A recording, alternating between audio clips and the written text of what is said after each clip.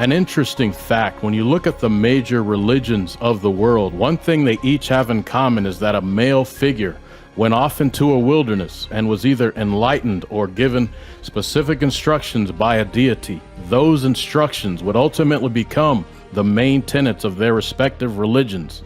By the way, Christianity is the largest religion, but Islam is the fastest growing religion, which brings me to today's topic. Right now, I'm going to reveal a very basic but valuable strategy that can help you accelerate the rate of financial growth for your business. The same strategy can also boost your personal wealth profile as well.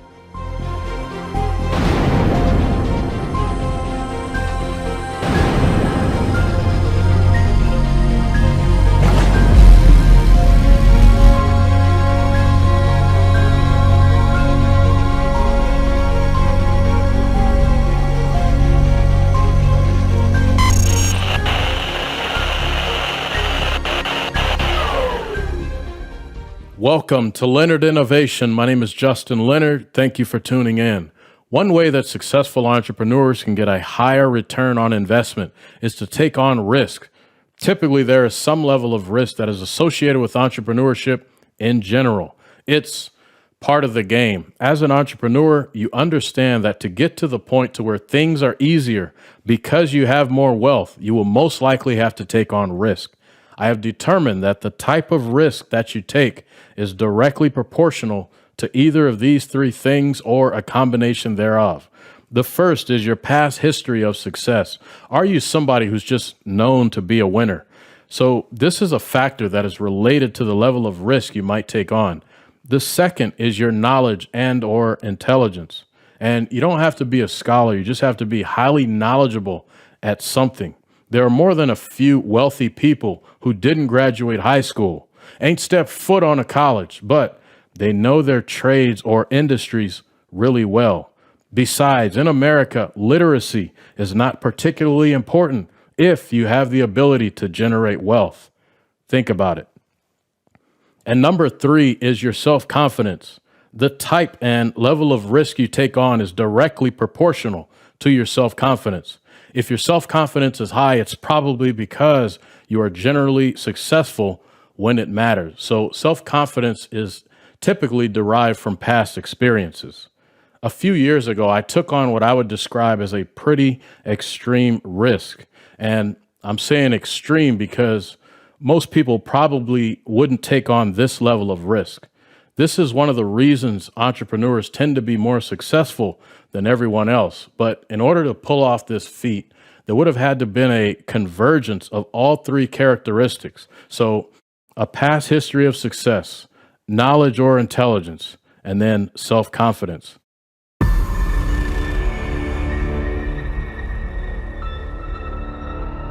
At the time, my business was renting about 8,000 square feet of space, and I was paying about $4,600 per month in rent.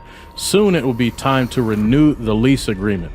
The clock was ticking, and I had about 3 months to make a decision as to whether to renew the lease or find another place.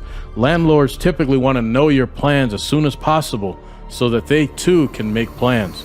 Now, when you go to renew a lease, the cost goes up by about 20%. So that meant I would go from paying $4,600 per month to $5,500 per month. At this point, I'm thinking, man, if anyone can afford $5,500 a month in rent, they're doing pretty well financially. And I said, not only are they doing pretty good, but they're probably making enough revenue to just build their own building from the ground up. And that's what I decided to do. In my industry, the fitness industry, I was already knowledgeable of various forms of funding for exercise equipment. An equipment lease is common for new gyms. Essentially, it's a way for them to lessen the financial burden associated with buying exercise equipment, particularly during the startup process. There are secondary financial markets in which the rates are almost always higher than a regular bank, but the payback terms might be better. Banks typically don't have lease-to-own agreements, for example, but the secondary markets do. So my industry knowledge of the secondary financial markets ultimately helped me to secure the funding needed to buy my own warehouse. I intended to use our existing bank for funding, but it was going to take a while because of the construction related paperwork they required. I was trying to go the faster route by explaining that I wanted to do it as an equipment lease. But the issue was, since the structure was permanently anchored to the ground, it would require a commercial building loan, which involved, unfortunately, more red tape.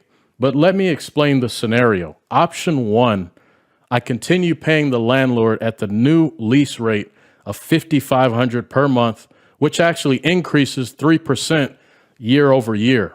Or option two, I take the 5-year lease, which was a fixed $3,650 per month.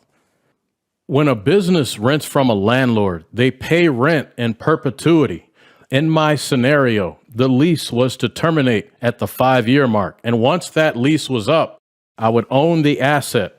Predictably, I ended up paying off the warehouse just outside of 3 years. And due to the early payoff, I was able to negotiate a bit of a discount on the remaining balance. The main point of my story is none of this could have been achieved had I not taken on risk. The key to rapidly accelerating financial growth is to take on risk. And the type of risks that you take on are directly related to those 3 critical areas: past history of success, intelligence/knowledge, and self-confidence. In my example, while the risk level was high, I knew I could do it because the funds were there to be able to do it. For me, the risky part was the timing. You see, commercial landlords have this thing called a holdover tenant status, where they can charge you 150% per month on top of your standard rent amount. I needed to start construction by a certain point so that I could pinpoint the exact month to terminate the lease with the landlord. I did end up in holdover status, but the story of how I escaped that ordeal will be saved for another day. Lastly, if you enjoyed this presentation, you can now find Leonard Innovation streaming on podcast platforms like Apple, Spotify, and Google. And for more high-value content, LeonardInnovation.com is the place for free entrepreneur resources like the 90-day online launch guide, free online courses, and more. Once again, the website is LeonardInnovation.com. And if you found this information helpful, please share it with a friend. Thanks again for tuning in.